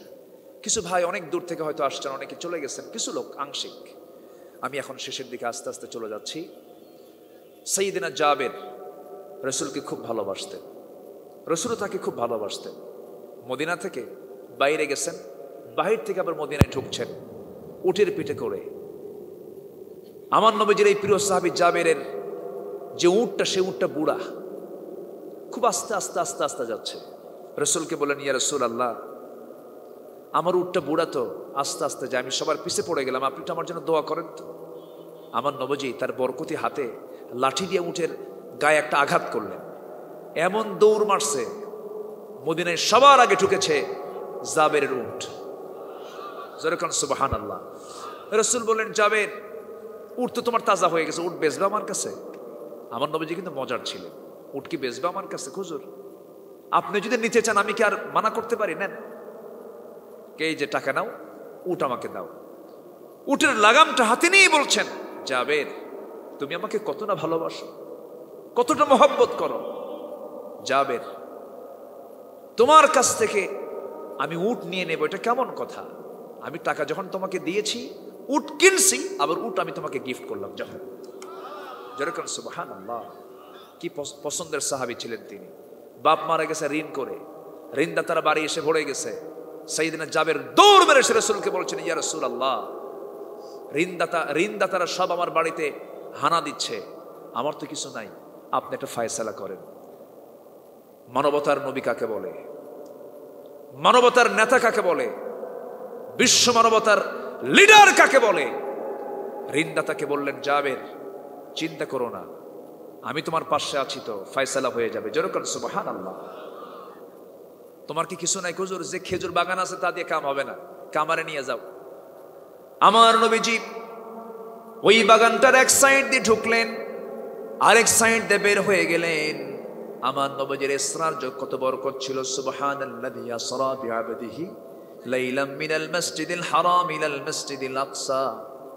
আমার নবীজির বরকতি পা দিয়া ওই বাগানটার ভিতর দিয়ে যখন চলে গেলেন, এত খেজুর বাগানে ধরলো, সমস্ত খেজুর বিক্রি করে সব ঋণ শোধ হয়ে গেছে, কিন্তু অর্ধেক খেজুর এখনো বাগানে রয়ে গেছে। আমার নবীজি সেই জাবিরের বাড়িতে চলে গেলেন, দরজার সামনে গিয়ে দাঁড়ায় বলছেন, ও আমার জাবের, তুমি মনে হয় বিশাল টেনশনে আসো, আমার কাছে আসো। আসলেন, সালাম বিনিময় হলো। রাসূল বললেন, জাবের, চিন্তা করো কেন? কোনো চিন্তা নাই, এসেছি আমরা তোমার বাড়িতে মেহমান হয়ে, কোনো সমস্যা তুমি ফিল করবে না। শুধু তোমার স্ত্রীকে আমার পক্ষ থেকে জানিয়ে দেবে, যেই হাঁড়িতে ছাগলের গোশত রান্না বান্না করেছে সেই হাঁড়ি ঢাকনা যেন না খুলে নেয়, আর যে পাত্রে রুটিগুলো রেখে দিয়েছে সেই পাত্রে ঢাকনা যেন না খুলে নেয়। আজকে বন্টনের দায়িত্ব কাউকে দেব না, আমি রাসূল নিজে সম্পূর্ণ নিজ হাতে আমি বন্টন করব। আমার নবীজি সেই দিন কোন বর্ণনায় পাওয়া যায় 400, 500, 600 সাহাবী সবার হাতে হাতে রাসূল নিজের হাতে বন্টন করছিলেন। তিনি নিজের হাতে রুটি দিচ্ছেন এবং হাঁড়ি থেকে বিসমিল্লাহ বলে গোশতগুলো বন্টন করে দিচ্ছিলেন। 600 সাহাবী তৃপ্তি ভরে রুটি গোশত খেয়েছে, কিন্তু জাবেরের বাড়ির হাঁড়ি থেকে চুল পরিমাণ রুটি গোশত কমে নাই। যেরকম সুবহানাল্লাহ।